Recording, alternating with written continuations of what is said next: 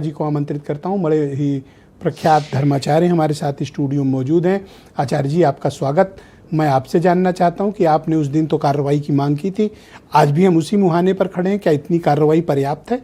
क्या सनातनियों के मन से सारी शंका दूर हो गई इन 8 लोगों के जेल जाने से, या अभी भी मोटे मगरमच्छ बाहर तैर रहे हैं, सबूत मिटा रहे हैं, घूम रहे हैं?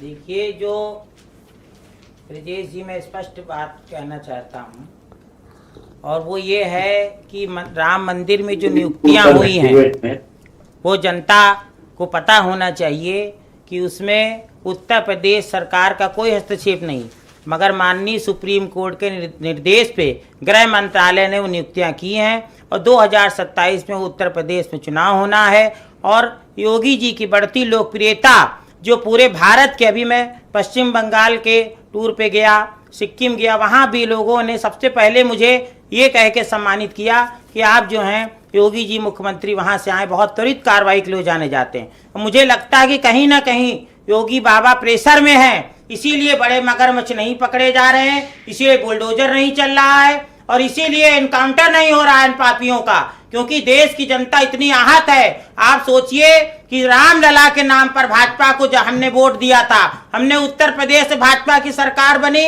और केंद्र में भाजपा की सरकार बनाई, और हमारे रामलला के घर में भाजपा सरकार पूरी तरीके से अक्षम हो गई वहां पर जो है चोरी रोकने में। और रामलला के मंदिर के अंदर इतनी फोर्स होते हुए चारों तरफ, इतनी सुरक्षा व्यवस्था, आप मंदिर बचा नहीं पाए हैं। ये बात भाजपा को स्वीकार करना पड़ेगा, और पूरे भारत की जनता से, राम भक्तों से क्षमा याचना करनी चाहिए, क्योंकि बहुत दुखद घटना हुई है। हमारी आत्मा छड़ी, हमारे सहयोगियों ने अपने प्राण दिए हैं, हमने प्राण दिए। हाँ, कोठारी बंधुओं ने अपनी जान दे दी, लाखों हिंदुओं ने अपना सिर कटाया है, रक्त बहाया है, तब राम मंदिर बना। और आप राम मंदिर में दो सरकारें, आपकी डबल इंजन की सरकार, आप चोरी नहीं रोक पाए।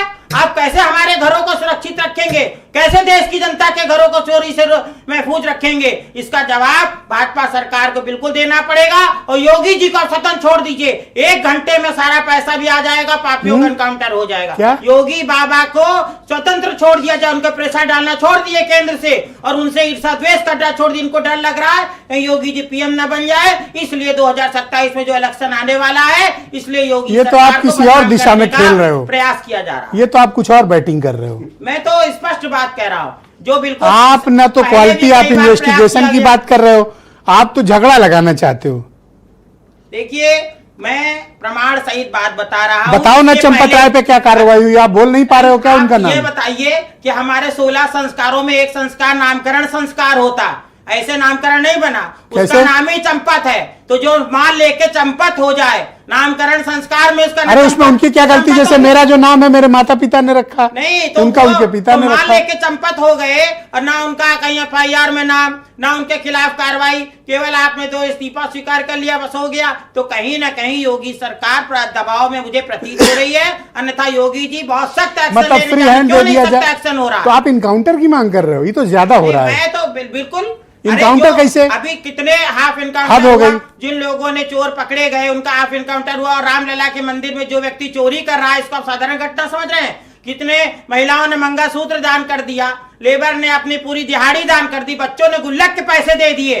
आप बताइए कि ऐसे मैंने इनकाउंटर की बात का मैं समर्थन नहीं करता। दान करी सोने चांदी, मैं इनकाउंटर की बात का सपोर्ट नहीं करता, ये गलत काम नहीं करते ब्रजेश जी, मगर हमारी तो जनता की भावनाएं हैं, क्योंकि जब इनकाउंटर उत्तर प्रदेश में गुंडा माफियाओं का हो रहा है, इस उम्र में किसी का इनकाउंटर, ये गलत बात है। ऐसे कैसे इनकाउंटर कराओगे?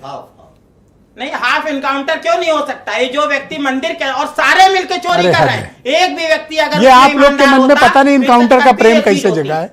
बहुत शुक्रिया।